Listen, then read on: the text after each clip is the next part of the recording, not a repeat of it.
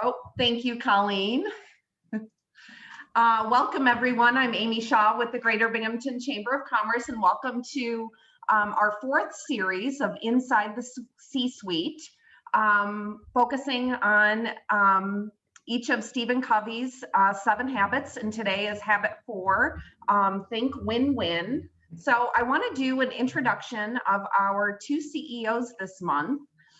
First, I want to welcome Kathy Connerton. She's the president and CEO of Lords, and also Ben Giordano, who is the founder and project manager for Freshie Sites. So I'm going to start with Kathy. If you could just maybe give a brief overview of yourself and maybe how you got to where you are today. Sure. So I my entire life wanted to be a criminal defense attorney. And now I'm running a hospital. So there's a leap from, my mother was never really wild about that idea, I have to say. But actually I was a practicing attorney. I worked for HH&K for a lot of years, and I used to do the legal work for Lords. And in the 1990s, before some of you were born, I made the leap from HH&K and came as general counsel to Lords. And we started to build a medical group here. Which we still have today, 275 providers. So it's grown very large. But I was here for 5 or 6 years as general counsel, and really fell in love with hospital work and loved being part of Catholic hospital work, and decided that I really enjoyed operations. So I went back and did my MBA and started to do more and more in operations. And then I left here. I joined another healthcare system on the East Coast, and was there for 14 years, and then came back and had a variety of roles in that health system, and then came back here in late 2014 and have had the privilege of being the CEO of Lords since then. I was born in this hospital, so I have a lot of history here. And my great aunt, who I didn't know in my life, was on the first board of this hospital 96 years ago. So the Connerton family has a lot of history with Our Lady of Lords, but it's been a very special place to me. It's just, I have a connection to it. I can't explain other than I just really love it. And it means a lot to me to be here, and it's a real privilege to be here. So was sort of took a circuitous route, if you will, from criminal law to healthcare, but here I am. I love that. I actually did not know that fun fact about you, that you were at HH&K. That's so fun. Yes. And I will tell you one, everyone always says, tell you one thing that no one would ever know about you.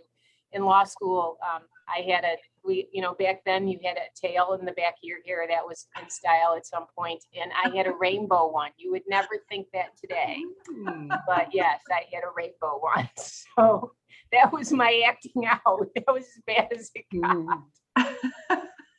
I love that. You're going to have to dig up a picture of that one day. So we can see. All right. Thank you so much, Ben. Please introduce yourself. Sure. My name is Ben Giordano. I'm the founder of Freshie Sites website design. Kathy, actually, we had 4 babies at Lords, and we love it there. It's a special place for us too. Yeah, it's great. So I started Freshie Sites about 10 or so years ago, like mid-summer 2011. Actually, it's just about 10 years ago. Before that, I grew up in the town of Maine. Actually, I went to Maine Endwell, and then I went to college down in Virginia at Virginia Tech, and I studied chemistry, and then I switched over into marketing. So I also kind of fell in love with business and like operations, and just this idea that you could make a career out of that was like super exciting for me. So I got a degree in marketing management. And then I ended up interning at a company back here in the Binghamton area called Core Management Services. And they offered me a job my senior year. So that brought me back to the area.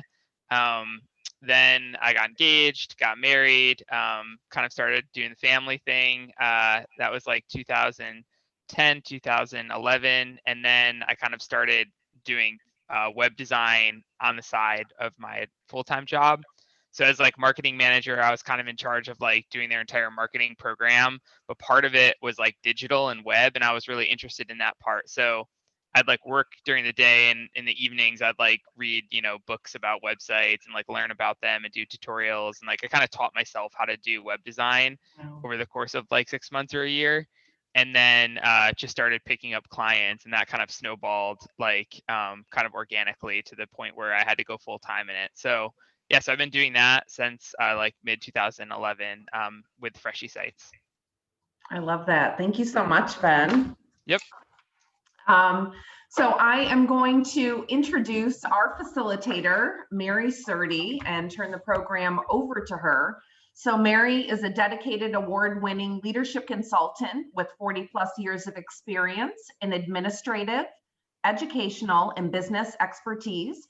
She specializes in human capitalization, strategic planning, staff development, teaching and learning, and personal and project management. Mary has served in administration in multiple school districts and as a mentor, coach, teacher at all levels K through 12 and college instructor. Locally, Ms. Surdy serves on several nonprofit boards and is an active member of Binghamton Rotary. Nationally, Ms. Surdy's been a consultant and trainer for Franklin Covey's The 7 Habits of Highly Effective People since 2002, and she is a graduate of the Chamber's Leadership Program, BLI. So without further ado, I'm going to turn it over to Mary. Thank you, Amy. Good morning to everyone. Welcome to Kathy and Ben and all of our virtual participants. So we're really excited, as Amy said, to be offering the 4th part of our series based on Stephen Covey's 7 Habits of Highly Effective People. And I'm really excited to hear what Kathy and Ben have to say about Think Win-Win and their personal experiences in professional organizations, and just to hear them share their wisdom with us. So today's participants, if you have any questions, feel free to use the chat, raise your hand, and Amy will help moderate and interject those questions so that you can be active participants as well. So for those of you who are new to our series, The 7 Habits of Highly Effective People was written by Stephen Covey in 1989. It continues to be one of the 25 most influential business management books of all times. Covey's premise is that character and principles are crucial for effective living and for great leadership. So the last 3 months, we've been centering around habits 1, 2, and 3, which are centered around self-mastery. If you want to flip to the next slide, Yep. Amy. Thank you. Yeah, it centered around inner strength, character, timeless principles, leading a purposeful life, identifying our values, and managing our time daily and weekly with planning. So to Kathy and Ben, I want to pull you in right away here. Before we move on to habit 4, could you give us a couple of those principles, those fundamental, timeless truths that you live your life by, both personally and professionally? And I would just model this for you. For example, participants over the last couple of months have talked about the importance of service and service in their organization. And one of them happened to be a healthcare organization. So service was right up there in one of those guiding principles and fundamental truths. So we'll turn it over to, let's go with Kathy first this morning. Sure. I would just say, I think that book for me is, I've got more curled pages in it, right? I mean, I think we've all read it a million times, and every time you read it, you read something else that you didn't read the last 20 times ago. So it's a great book to always have, because I think management, at least for me, is ever changing, and you have to evolve with it, and you have to remember, I think, very clearly who you have the privilege to lead, and that everybody doesn't think the way you think and may not think with the speed at which you think. I process fast, and that's a strength, but it's also a big weakness, because I can sometimes go too fast and I have to pull myself back. So for me, I think just understanding who you are and how you sort of take in information and how you process it compared to where your audience is and how they do it. It says put first things first. And to me, that has always meant to me that my priorities sometimes are not the first thing. If the person sitting in front of you, if that's not their first priority, you're going to lose them very quickly. You got to find a way to work with those folks. The second thing for me is what you put up with is what you stand for. And when I think about be proactive and those kinds of conversations, you know, that's something that my leadership team, we talk a lot about. What we put up with is what we stand for. And if we really want to be a high reliability organization and we want to make sure that our service provision is beyond reproach and that a patient gets what they need to get, you know, if that's your mom or that's you or me, we want to have the best care possible, but that should be every patient's experience, and it should be their expectation, but it should also be our accountability.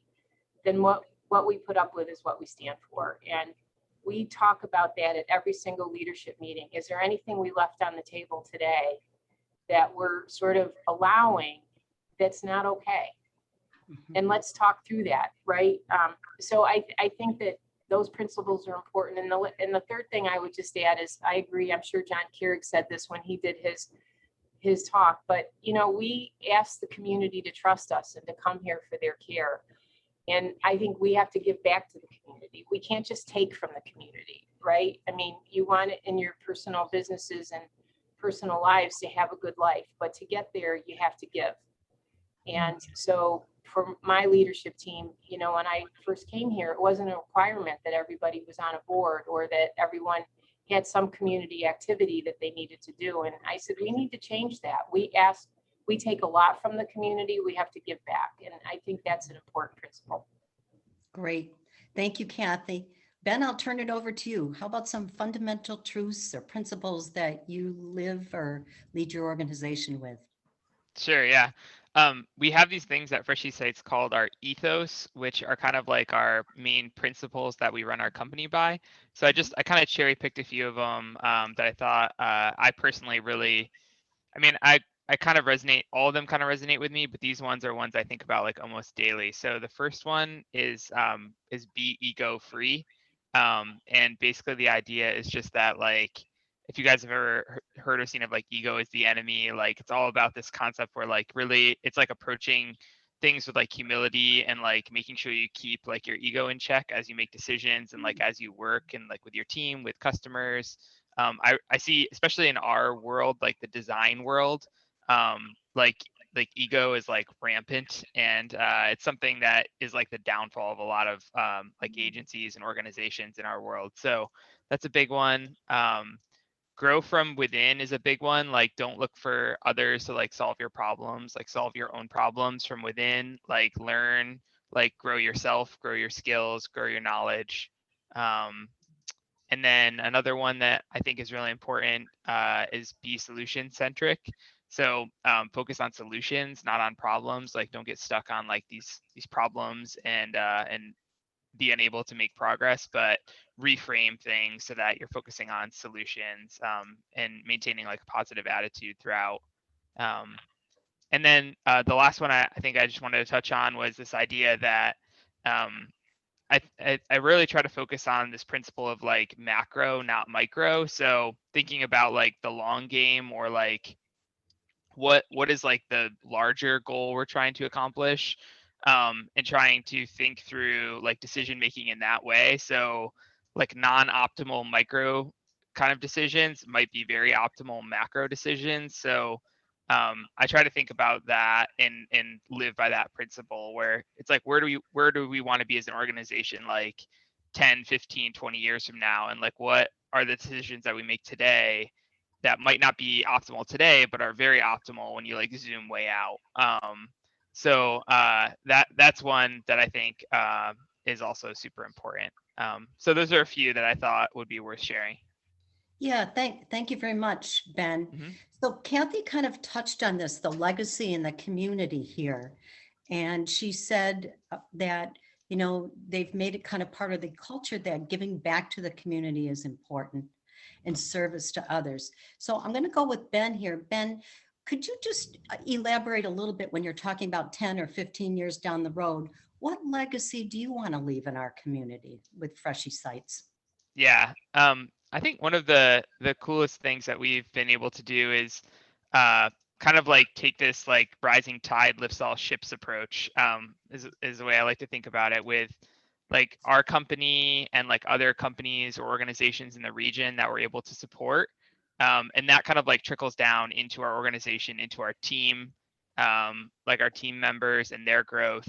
And it's kind of neat. Like, I think the organization and the way it's positioned, and our ability to like help other companies like with their marketing and with their websites grow their businesses, which affects their team, and then gives our team opportunity. It's kind of like, I like to think about it, the legacy is like this value that's like being added to the community that's like bigger than like its parts, that we can kind of like use to like lever up our company, but also like other organizations that we work with, and then their team members. So the legacy that gets me so excited is like when I think about like people on our team who have grown from entry level positions to like leadership positions, and they're able to like support their families and like do things that they might not have been able to do. I mean, they earned every bit of it. It's so exciting. It's just like giving people opportunities to like build their own legacy, is kind of like, I feel like almost like that's my kind of stewardship, is to like give people opportunities to like grow their careers. And like that's the legacy that probably gets me most excited, is like helping other people kind of like level up in their lives. Great. Thank you for sharing. Mhm. I'm going to move now to today's focus. Habit number 4 is win-win. And when we transition in Covey's model, he's got an hourglass. And that hourglass talks about a private victory, which is the mastery of yourself, which was habits 1, 2, and 3. And today we're shifting to working with others and relationships with other, habits 4, 5, and 6. So we're in the public victory now in that mastery of working with relationships with others and moving toward interdependence, which Kathy and Ben have both mentioned interdependence in some of their examples this morning. So habit 4, think, win, win. It's a frame of mind, and it's also a frame of your heart that constantly seeks mutual benefit in all of our human interactions. Highly effective people choose to win, but they also make sure that others win. People with this win-win paradigm take time to search for solutions that will make them happy, but simultaneously satisfy others seeking that mutual benefit. Win-win thinking is principle-centered, it's cooperative, it's based on an abundance mentality that leads to long-term trusting relationships. But guess what? Most of us have been scripted deeply in win-lose thinking since birth. It's marked by unhealthy comparisons and competition. I win, so you lose. And it's a common paradigm in academics. We only have one top of the class. It's common in athletics, politics, law, families, and even peer groups. So to Kathy and Ben, a question here: is win-win thinking realistic or unrealistic? We'll start with Kathy. Thanks. I think it's really realistic. And I would say that I can't take credit for this. A CEO of a large academic center said to me once, it's a lot harder to collaborate than it is to compete. It's easier to compete because, when you collaborate, you really have to work through issues and you have to build relationships and you have to build trust. And I think that those are core to it, right? But is it realistic? Yeah. I think, and Amy brought this up yesterday, and it's probably the most relevant and the most immediate example that I have is, we've all just lived through a very challenging, we're still living through it, but the last year was particularly challenging. And, I can say from the healthcare side of the fence, it was a scary time. I mean, we didn't have a playbook, right?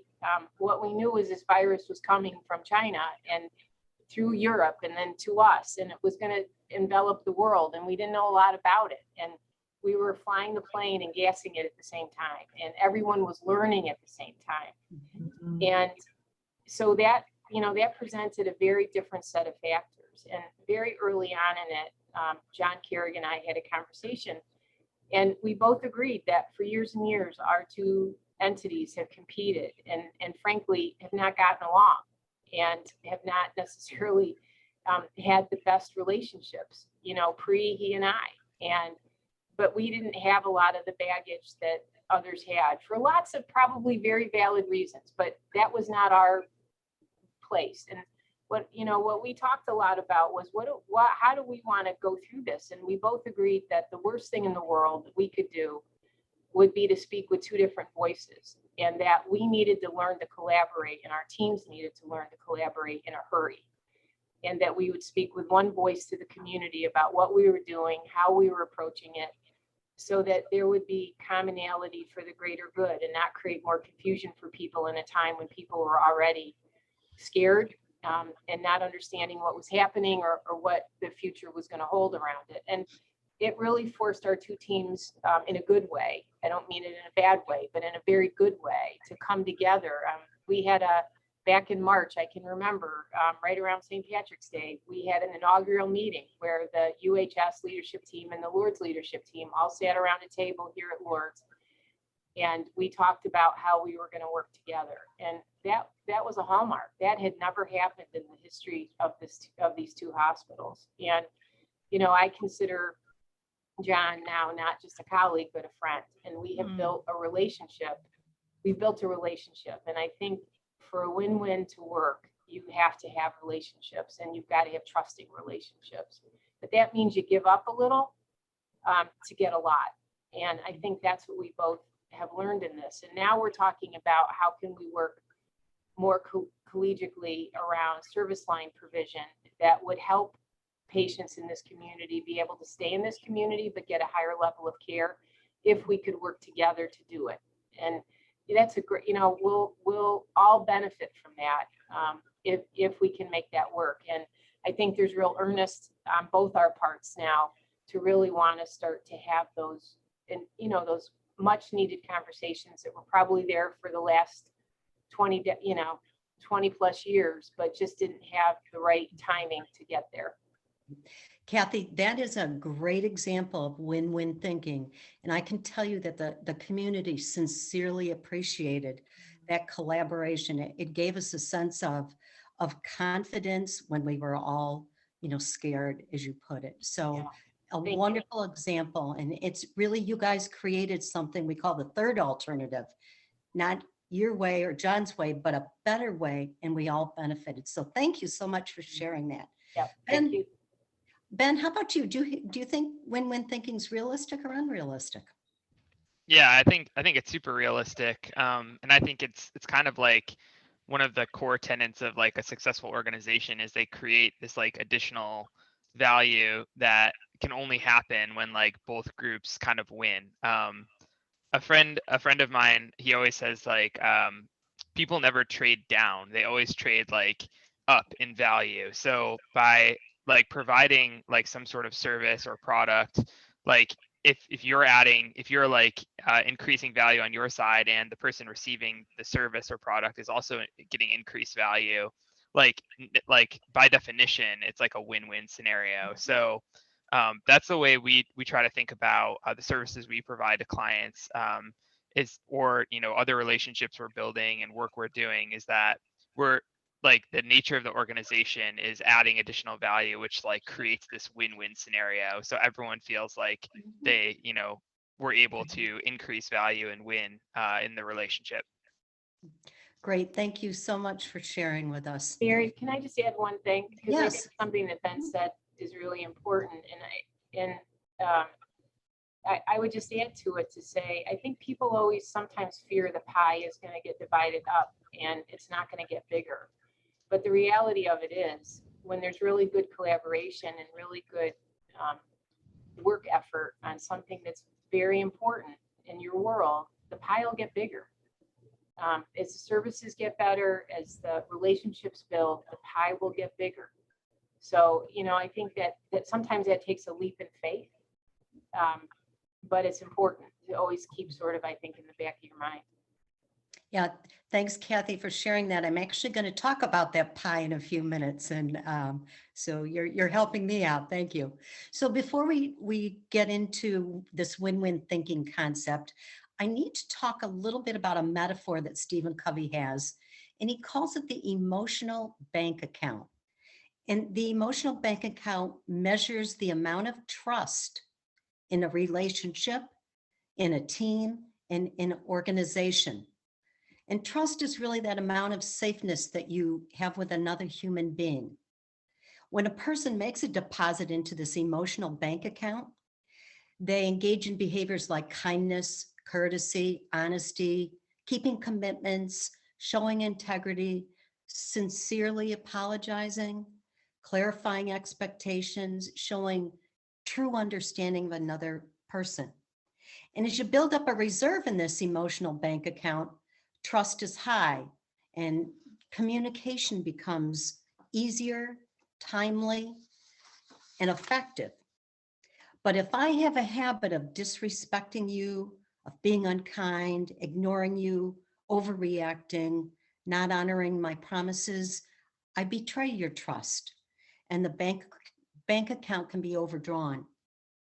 If a large reserve of trust is not sustained by continuing deposits in the emotional bank account, then relationships and organizations and teams can deteriorate. So to Kathy and Ben, could you describe some ways that you build trust in your teams and in your organizations? And what are those emotional bank deposits that you make when you work with your employees, your clients, and the other members of your team? How do you build trust? Let's start with Kathy. I think it's being real and being present and sharing a little bit about yourself. I really try, we have 3,000 employees. I don't know everyone, and I don't know everyone's first name, and I wish I did, but I don't. It's important to be out there and that people feel that you're with them. When the hospital gets busy, I've learned how to clean rooms in the ED, and I go down and I clean a room, right? Because people need to know that you're in it with them, and that you're not above it. Of whatever it is that they have to do to make their day better, we have to be able to step in and at least be supportive and be helpful. But I would say this, it's got to be genuine, right? And I just want to give you this really quick example. Way back when, we were recruiting a very large primary care group, and it was a big deal. It was the deal that was going to set this hospital on its course for building the medical group. And another hospital offered them a lot more money. And I thought, oh my God, we're going to lose this group and we're not going to make it. But they chose us. And I remember the day that happened. And the lead physician and I were standing in the chapel at Lourdes, and he told me, he said, you can't tell anybody yet, but I'm just going to tell you, we're coming to Lourdes. And I said to him, why? You got offered more money at another place. And he said, you want to know why? Because your leadership team sat down with us. You got to know our families. I have 4 kids. You ate meals with me, and you got to know who we were, and we got to know who you were. And he said, it didn't happen in the other place. We were just a group. We didn't have an identity. And that has stuck with me throughout my entire career, that you cannot underestimate relationships. With any kind of stakeholder, whether it's your employees, someone you're trying to recruit, or a client. You can't underestimate that relationship and that need for trust. Great, thank you, Kathy. So just to recap, Kathy said a couple of things she does to build trust is she gets to know people, addresses them personally as much as possible, and takes time to build those relationships. And it really paid off when you went to, reach out and change your organization there. That really paid off. Ben, how about you? Can you tell some ways you build trust in your organization or your team? Yeah, for sure. So one of the things that I try to always instill in our team and myself, kind of lead by example on is just doing what you're saying do what you say you're going to do. And it sounds like very simple, but it's this idea that people only trust you as far as like you actually back up what you say or like you promise. So I think it's, just consistently doing that, like not just like day in, day out, but like week in, month in, month out, year in, year out. Like after, 3, 5, 10 years of actually doing what you say you're going to do, that's really what kind of I think gives you like this long term kind of like trust with your team and with your clients and with your partners and any sort of relationship. So that's like the biggest one I think for me. Another thing that is, we're not all perfect and like sometimes we do mess up or we make mistakes, but I've kind of learned to manage it through this framework, which I learned from like a CEO who had like a major outage on their software platform and it affected like a ton of people. It's kind of a big deal, like maybe like 8 years ago. And he laid out this framework for, he actually wrote a huge like post about like how he handled it and he was keeping everyone updated and it was very interesting. So it's kind of this idea that like, people are obviously humans and we mess up and we're not perfect, but when we do mess up, we have to make sure that we're transparent with the other party, make sure that we own it and we're not like shying away from it. But then I think most importantly, you have to kind of go to this next step. It's not enough to say like, oh yeah, I'm sorry, my fault, and like sincerely mean it. Like obviously you have to sincerely be apologetic, but then it's kind of like going one step further, which is proactively telling the other party, here's exactly what happened. Here are the steps we have in place that this doesn't happen again. And basically to kind of like future forecast for them to kind of re-establish that trust of like, because in the back of their mind they're just going to be thinking like, okay, that's great that you're sorry, but like what happens when this happens again, so it's kind of like just thinking proactively ahead and saying, okay, yes, we own this, we're very sorry, like make it right, but then take it one step further and say, here's what we've committed to make sure this doesn't happen again. And I think just taking that extra step makes a massive difference. And then to Kathy's point, the last thing I have here is just, not being scared to do the work.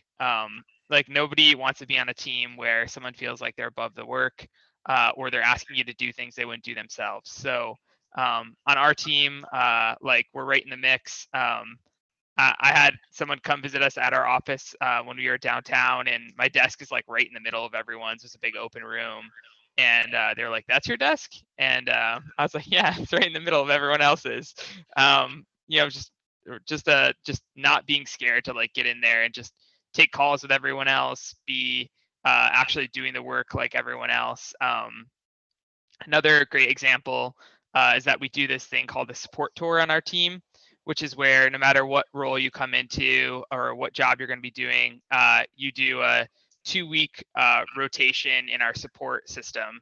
So that means you're answering tickets from our entire client base, and it's good. It's a really good setup for a lot of reasons. It teaches a lot of skills, and it shows you kind of who our clients are and what things they care about. And it also makes sure that we have the right culture fit, someone who's not scared to, pick up the shovel and start digging, a ditch and get in there and just doing the work. So those are a few things that I think I would highlight. Great.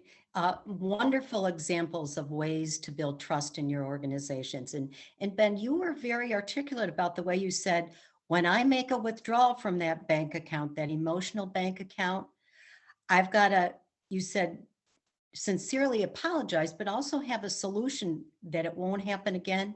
So you need to rebuild that trust in that emotional bank account. That was a great example. And I love the way Thanks. both of you said, you've got to roll up your sleeves and do the work of each and every one of your employees almost. That's another great way to build trust. And both of you really described that nicely. So people with win-win character, they think of mutual benefits, ways to build trust, and they constantly make those deposits into that emotional bank account. So people with a win-win character possess 3 characteristics. They're people of integrity, they are people of maturity, and they have this abundance mentality. Let's talk first for a second about integrity. People of integrity are true to their feelings, values, principles, and commitments. Maturity. Mature people express their own ideas and feelings with courage, but they balance that with consideration for feelings and ideas of other people. And lastly, and I love this part of it all, people with an abundance mentality, a win-win character, think and believe that there's plenty for everyone out there. I have more than I need. And when highly effective people believe and cultivate this abundance, they are able to come up with solutions to problems when working with others that go beyond, I win, you lose. They go beyond compromise. They go beyond consensus. That abundance, creative thinking allows them to reach those third alternatives with unlimited possibilities. And Kathy and Ben have both described a few of those today. They seek mutual benefits, and those solutions are better than original proposals. That abundance mindset is happy to share prestige, recognition, profits, decision-making. An abundance mentality is grateful. It builds trust easily, and it's optimistic about the future. So Kathy and Ben, here's a question for you. And I'm going to start with Ben first, because Kathy described one of these, and give her a chance maybe to think of another one. During this last year with the pandemic, can you think of an example where win-win thinking and this abundant mindset led us to some creative third alternative solutions to some very significant problems that came up with the pandemic? And Kathy has talked about the collaboration with UHS and what they were able to do for the community and our healthcare during this pandemic. So Ben, let's start with you. Did the pandemic give you an opportunity to come up with one of those third alternatives in an abundance mindset? Yeah. So one thing that really changed for us pretty drastically over the last year and a half is that we've become like a fully distributed team. So that means that we're all working remotely. And that's something that I think is pretty scary for a lot of organizations. And we are like more of a tech focused company. So we do have some, I think a little bit of a head start with like the systems we have in place, like constant communication with our project management tools. Like everything we do really is through like the internet, even internally with operations and whatnot. But I do think that one thing that we didn't anticipate, which has been a massive kind of abundance mentality moment, is that the pandemic really allowed us to reposition our staffing opportunities and our team member opportunities as like full-time remote. So we've been able to like onboard and curate talent from all over the country and really grow our team by focusing on like core skills and experience versus like geographic location and convenience and those sorts of things, which I think has really created like a very strong team for us. We're able to find like the exact project manager we need who is doing the exact job for 10 years. He just happened to be in San Antonio. And 2 years ago, we never would have hired him, or he would have had to think about moving his family. And but now it's, he's been working for us full time for 8 months, and it's been great, and everything's remote. And it's really been this like amazing kind of abundance moment for us when we realize, oh wow, when we can really open that pool, it creates this whole other dynamic for our team that we never even thought was possible. So that's been like a really big one for us. Yeah, great example how the whole recruitment and hiring process changed for you and opened it all up. That's a wonderful example. Thank you, Ben. Mm-hmm. I'm going to talk about the opposite of abundance for just a minute. Mary, I'm sorry, Mary, can I interrupt just a minute? Great, go ahead. We have a question in the chat. If Catherine wants to unmute yourself and ask the question yourself. Sure. Thank you, Amy. Kathy, I really liked what you said, the what you put up with is what you stand for. And I believe in that. It looks like you answered there, but it's okay. I was typing it, but that's fine. Okay. Go ahead. Yeah. Have you ever had a technical superstar, somebody who, you have 3,000 people. I don't manage that many people, but there are a lot of people in our organization. And I'm wondering if you've ever had somebody in one part of the organization that is so good and adds so much value, but isn't that person a lead, isn't the leader in terms of how they respect other people or what you're putting up with, and how would you address that, and without having that fear, or we have sometimes that fear that if you take that person to task, that they might just say goodbye and leave and take all their skills, which would have an effect on the rest of the team. Yeah, I think that's a great question, and it's really important. And I'll be the first one to tell you that we're not perfect at it, and we're not consistent at it. Healthcare in general, for years has passed problems around, right? And I mean it in a very respectful way, that because you tend to think, okay, maybe they're going to succeed in another area if we just get the environment different. But if it's performance issues or behavior issues, doesn't matter. You have the issue. And so we've really tried to go to now a system where when you start to identify those kinds of issues early on, the person needs to get on a development plan. And in a very collegial way, right? Intervention should be collegial first, and you should try that always, in my mind, to try to make it a better situation. But you got to be transparent. You got to be honest about the behaviors that are not meeting your vision and your values and where you're headed. And then you got to be very clear in the development plan about expectations. But I think where things sometimes go awry is just like a strategic plan. If it sits up on a shelf, it doesn't do anybody any good. A development plan doesn't do anyone any good if you do the development plan and then never talk about it with the person on a regular cadence. So we require check-ins. When someone's on a development plan, there's a check-in every 2 weeks now to say, how are you doing? Are we coming? And if so, it's a two-way communication, because they may have issues with how it's working, and we may be putting up barriers for them. But I think being honest about the behaviors, being honest about expectations and the deliverables we expect, and then having a cadence that makes sense to make sure that people are actually progressing and that it's a two-way communication. But I will tell you, we had one recently where we unfortunately just terminated someone. And 6 months ago, I sat with a group from this particular unit where they had concerns about what was happening with this particular individual. And we didn't follow our process as well as we should have. And it unfortunately ended last week in a termination. And that, to me, that's not a success. To me, could we have made this better? Maybe not. Maybe we would have ended up in the exact same place. But I feel like we both failed, right? The associate failed to a certain extent in their performance, but we failed as a management team not to get our arms around it earlier and really try to come around it. Mhm.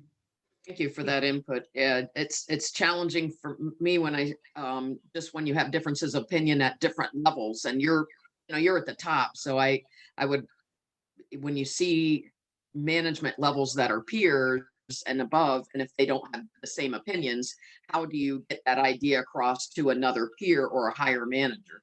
And well, and one thing I think we miss in all of this, and Ben, I would love to hear what you think about this, but we take great clinicians and we expect them to be great managers. They're different. And I think that in all of our industry, we might have people with great technical skills, and we think, great, they're going to be a wonderful manager, but it's a different set of skills. And we don't give them the tools and the training that they need to be a good manager, but we expect it out of them. And we're really kind of taking a step back now to say, in the healthcare industry, I mean, John Kier and I can agree on a lot of things, and this is one thing we agree. We've put great clinicians in management roles and expected the world out of them, but not maybe giving them all the tools they need to be successful. So I think that's something, as you progress in your careers and you start having people reporting to you, you really got to think about. Yeah, I could chime in. So yeah, that's definitely common in our industry for sure. Catherine, I'm not sure what industry you're in, but I think it's technical. Yeah. yes, I manage a bunch of software developers. Okay, perfect. Nice. So great workers, terrible managers. Wait. Oh, yeah. Oh, okay. Yeah. Yeah, there's this thing called the Peter principle, which is like basically, I'm sure you've heard of it. You basically level people up, but then they eventually like get to a level that they like literally can't perform at because they don't have the skills. And we've tried that twice in our company with a few people. And then it's amazing what happens. Like we kind of get back to the space where like they're back doing the work and like they're happier, we're happier, like everyone's happier. But it's really interesting too, Kathy, because like I think like one thing that like at the end of the day, after you're kind of like struggling and like racking your brain through like why isn't this working? You know, what can this person do? Like how can they improve? And then for me, it always comes back to like it's actually my fault. Like as the manager of the person, I haven't given them like the skills or like I haven't properly assessed the situation or provided like the learning experiences or coaching that they would require. Or I've like, put someone in the wrong slot. So I think that's one of the toughest parts about being like a leader in an organization is kind of managing the team and like slotting everyone correctly. And then like managing like expectations, managing performance. Like at the end of the day, if you're a manager, you're kind of just like, if you're a higher level in an organization, you're basically like a people manager. That's kind of what I've learned. Just being on the job is that like getting the right team and people in the right spots is like the most critical part of the whole deal. So yeah, I don't know, that a few little things there. Hopefully that's helpful. Thank you both. Yeah. Yeah, great. The last concept that I just want to talk about for a few minutes is that this absence of abundance, and it's the scarcity mentality. And most people really are scripted with this scarcity mentality. And Kathy, you mentioned the pie earlier. Life is only one little pie. If you win, then I'm going to lose because there's only so much to go around. And people with a scarcity mindset, they have difficulty sharing recognition, sharing credit, sharing power or profit. And they have a hard time being genuinely happy for successes of others. They live in competition and they compare themselves. And it's difficult for people with a scarcity mentality to be a member of a team, since their self-worth often comes from beating other people. I think we've touched around this a little bit, but to Kathy and Ben, how do you encourage people in your organization to move from a scarcity mentality where life is this one little pie to our abundance mindset? And I think, you've touched a little bit also on the recruitment and interviewing and hiring process. How do we ensure that we hire those people that have abundant mindsets rather than scarcity mentality? Kathy, you want to go first? Sure. So, I think for us, healthcare is changing so fast anymore that you have to be willing to adapt and be flexible. And, there's always that, this is my pie and I this is mine, this is my jurisdiction. But the reality is it takes a village to take care of any one patient. And, in orientation, we always say to people, it doesn't matter what your walk of life is here. There are hundreds of thousands of patients that pass through our doors every year, and we have all touched them.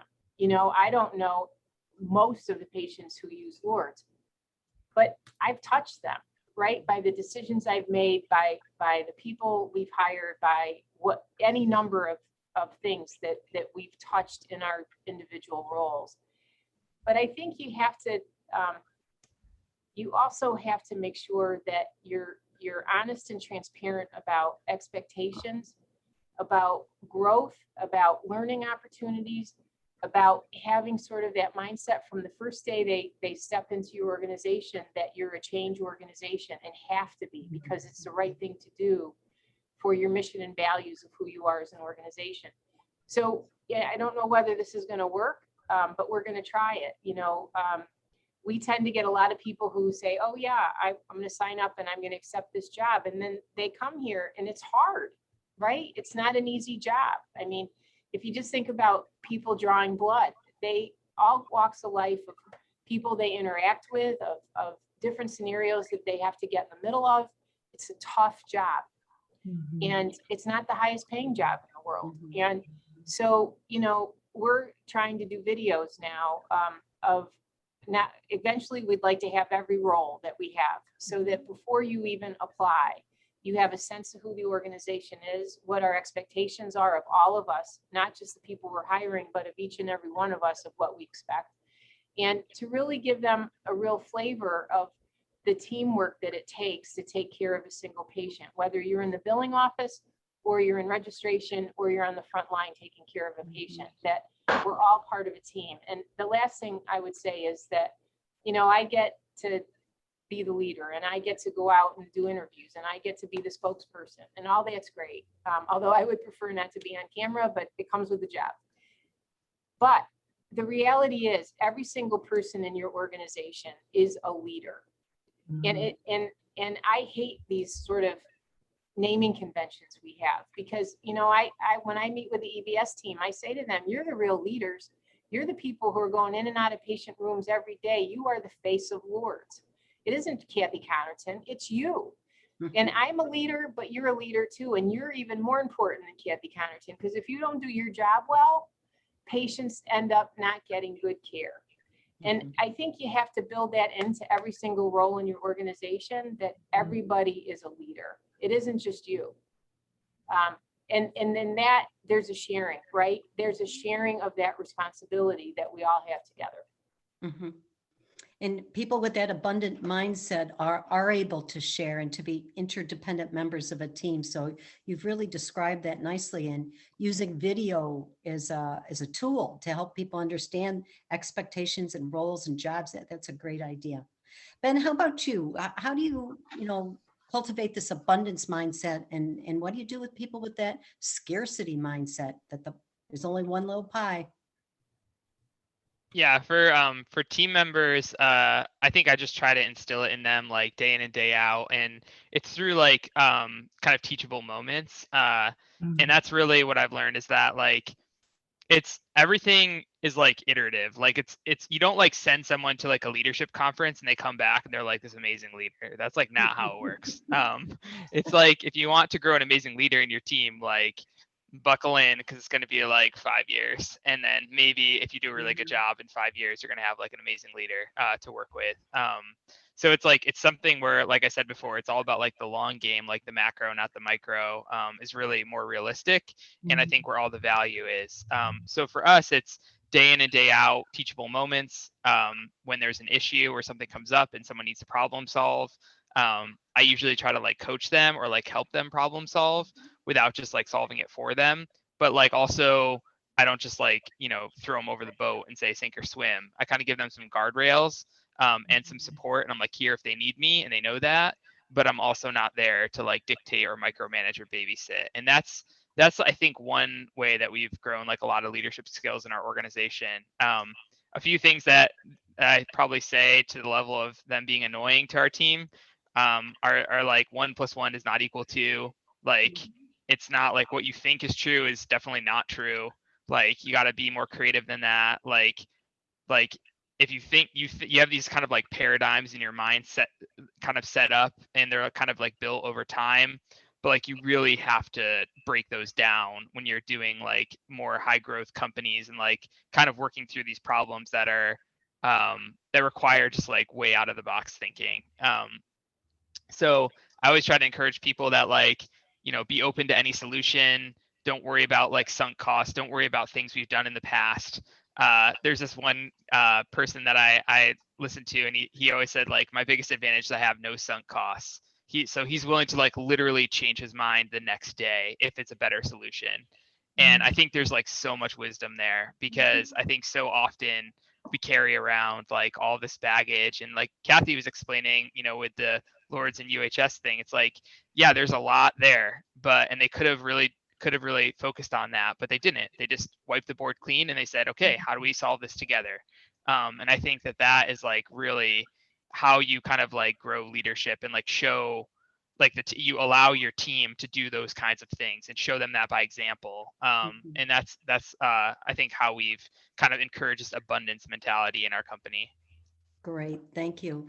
Mary, before we move on, I would like, Ashley had put a question in the chat. If you could unmute yourself. I know Kathy started to answer, but I'd love to just put it out there.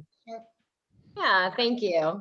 So my question was, what leadership skills do you feel are most important to show, in your organization if you are trying to, show your managers what you're capable of?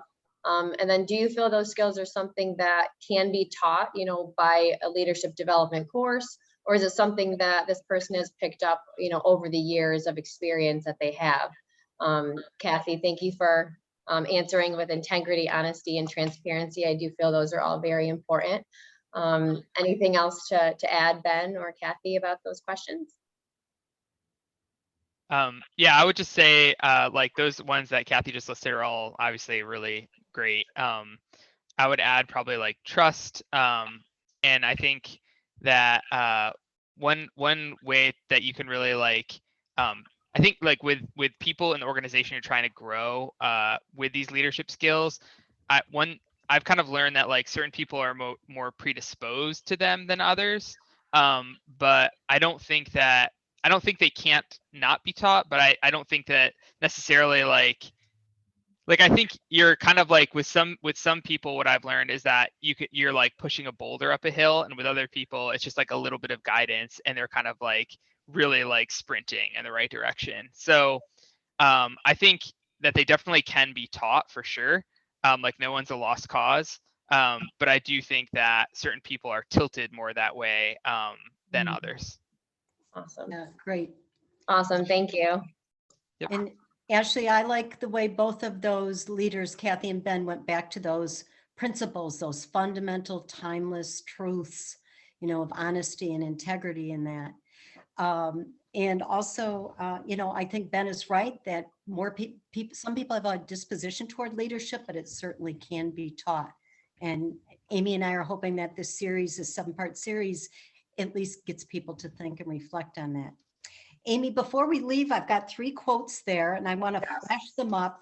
These are some quotes from Stephen Covey himself on win-win quotes. And I love the one in the middle. One of the most important ways to show integrity is to be loyal to those who are not present. I often say that to people when I'm mentoring. A person of integrity, be loyal to those who are absent, and that builds trust in that emotional bank account. So a couple quotes to leave you with, and Amy, any parting thoughts? Oh, I just want to thank Kathy and Ben for joining us today. I have personally really enjoyed listening to our 2 CEOs for the last 4 months. We have 3 sessions coming up.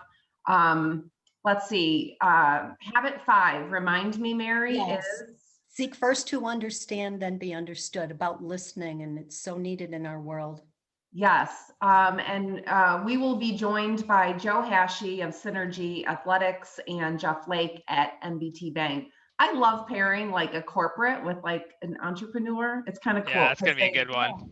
They bring different perspectives. So thank you so much, everyone. We'll get the recording out to you if you'd like to see it again or share it with someone you know. Thanks for joining us and have a great day. Thank you guys. Have a great week, everybody. Bye-bye. Thanks. Thanks, Ben. Thanks, everyone.